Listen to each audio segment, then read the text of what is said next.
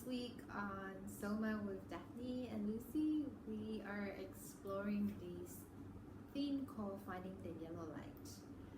So as a somatic and yoga therapist, I teach people how to feel. And often after a session, people feel refreshed, rejuvenated, restored. And then a big question they ask me is, how do I stay this way? How do I keep feeling good in my body? How do I stay present? I don't want it to change. And often I tell people that part of the process and healing is to not hold on to this state. And this state, I call it the green light state. In the sense that the body feels good, it feels present, you feel like you're engaged and you're connected to not just your body but the environment. You feel good with the people you're interacting with. It really lifts your whole mood, and your nervous system is in that socially connected, engaged, present state. And then maybe, depending on what you do, you might find yourself slowly coming back into what I call the red light state. And this red light state is when the old habits start to come back, the pain signals, the sensations of discomfort, the aches, the sores.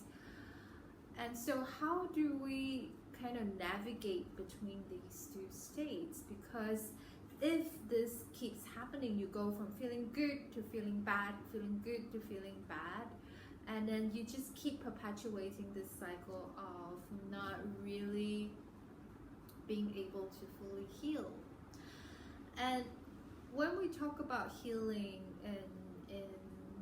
in a therapeutic sense, it's not so much as fixing, but it's more about shifting perspective and changing relationships.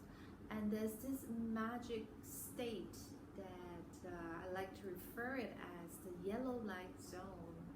And this is the space in between the red and the green light. It is where you start to notice how the sensations are changing and moving and shifting.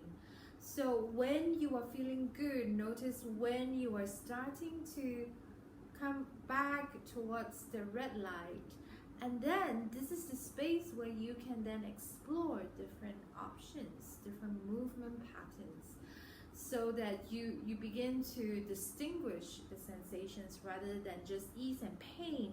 You know, oh, there's a tingle here, or there's a numbness there, or is it a shooting pain, or is it something that is deeper, or is it something that you're just feeling tired, you're not very present that day.